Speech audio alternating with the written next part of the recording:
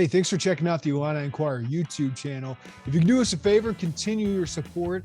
Give us a follow here on YouTube. Hit the notifications button, hit the subscribe button. That really helps us out. We're hoping to give you more content on our video channel here, whether it's player interviews, reactions, our daily dish series where we're going to be more topical and talk about the Illini. So give us some support. We appreciate all of it. Give us a follow, hit the notifications bell as well, and subscribe to us here on Illini Inquirer YouTube.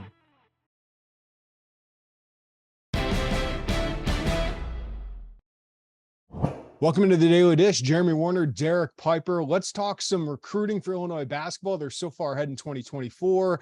But let's focus on the class of 2023, shall we? Who is the top target in the class of 2023? Because it seems like we were struggling to figure out who was the priorities. So who do you think right now is the priority target in the class of 2023 for Illinois basketball? I think it's 6'8" skilled forward, Amani Hansberry. Team Durant, plays on the East Coast, goes to high school in the Baltimore area. He's originally from Washington, D.C., and Chester Frazier's been on him for a while. It's a guy that they've really had to choose whether to go all in on him. And I think they've evaluated him throughout the spring, and Chester's kept them within the mix. And based on the way he's performed this spring, bleeding into the summer, he's been fantastic. And I think the staff is all in on him right now. They had a Zoom with him last week. Maryland is now jumping in. They've been without offering him for a while, but now that they're trying to get in there and push. Penn State has been the leader because they've worked the hardest on him. They've had him on campus a couple of times. Virginia Tech's another team that's had him on campus and has worked decently hard. Villanova's offered, but they haven't been hugely involved with him. But Hansberry is someone that you look at the DNA of Brad Underwood, look at the DNA of Chester Frazier. I mean, just gritty, tough, all-out effort, versatile. You look at his offensive skill set, like as a 6'8" guy. I watched him in Louisville have a game where he had 11 points, 8 assists, and 6 rebounds. I mean, he's 6'8". He's pushing the ball up the floor off of rebounds. He's going out to the perimeter and finding cutters and being able to pass. And defensively, he just works as hard as anybody. I mean, challenging every shot. He kind of plays that at 6'8". He can play the 4. He can play a small ball 5. There's just a lot to like about him. And I think that Illinois has been very, very selective, very patient, knowing that there are a lot of guys they can bring back and knowing that it could be a losing battle trying to prioritize certain spots and have other teams say, where are you going to play in that team next year? Hansberry is someone that they feel like they can sell opportunity right away, and especially as he matures and goes into his latter years in college. Yeah, Derek, like 2024, they have Morez Johnson already. We'll talk about James Brown. But what are they now looking for in the post-Kofi era in the post? Have you noticed anything, or is it just a bunch of different skill sets they're looking at? I think when you look at the guys they've offered, mostly it's those that can provide some offensive skill. It's those that can provide a little bit of shooting or be able to stretch the floor. I mean, Jazz Gardner is someone that might be their top true five-man target, and he can shoot threes. He can take the ball off the bounce a little bit. That's something that they do certainly look at. I think mobility, even if it's going to be a low post guy for the most part, someone that can be a little bit more mobile defensively, cover more ground, not necessarily be locked into, well, we can't get him out on the perimeter and help defense or anything like that. There's, every once in a while you'll see one or two guys who maybe look like the Kofi mold, and why wouldn't you? Because you have that cell, as well as anybody in terms of a guy that is in that 300-pound, big bruising. If you wanted to go that direction, but I think that talking to Brad, talking to the staff, like they're really happy about what's going to change stylistically and what this new brand of basketball is going to look like for Illinois. And I think it would be hard pressed for them to kind of switch it back and go for as much winning as they had with Kofi. I think that they like the idea of 5-out basketball, positionally versatile, defensively. I think that's what you're going to see.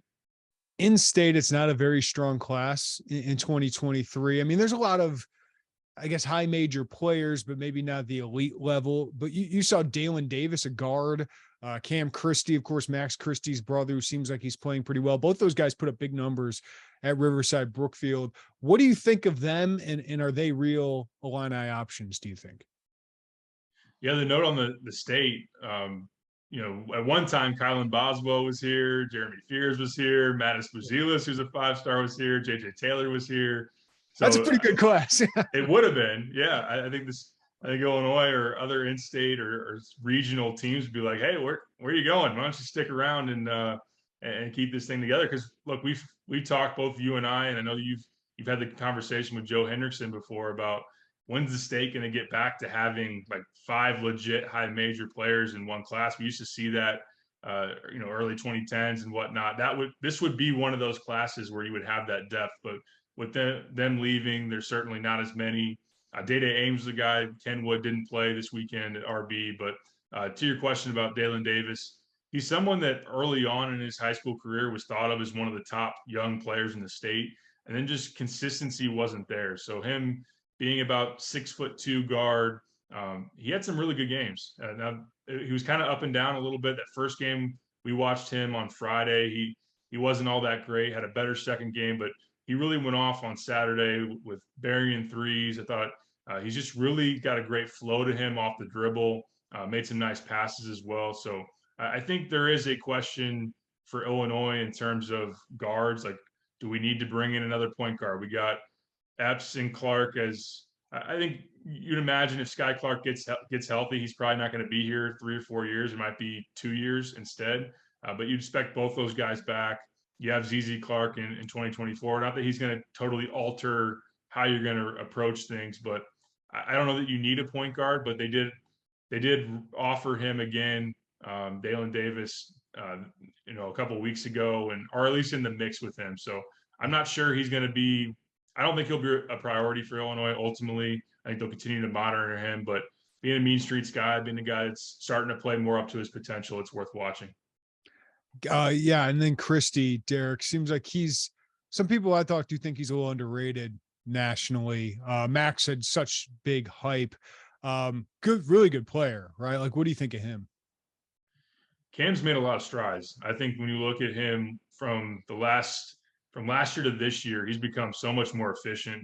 Coming up earlier on in his career, he was just a high volume scorer, a guy that put up a bunch of shots and didn't always have the most efficiency. Now he's a really good shooter. Like, he's someone that I saw him on Saturday, I believe, and he hit like 4 or 5 threes in a row without a miss and had multiple 30-point games at this event. And no, he's not the best athlete. Not that he's a terrible athlete or anything like that, but I think there's a difference a little bit in terms of Max and him on that front. He's similar to Max. He's slender. He's going to have to add some strength. And off the dribble game, he can tighten his hand a little bit more. That's something, if you're nitpicking, if you're trying to find ways that he can get better, those are some things you point to. But he's someone that can really shoot it, a guy that can get his own off the dribble.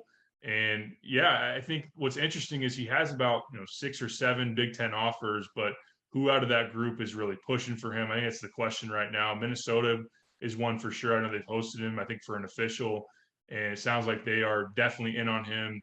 Illinois is staying involved. I think it'll be interesting to see if Illinois really pushes, because they do want a shooter if it's the right fit ultimately. And look, he's got size, he's got ability to shoot, and he's playing really well. So credit to him.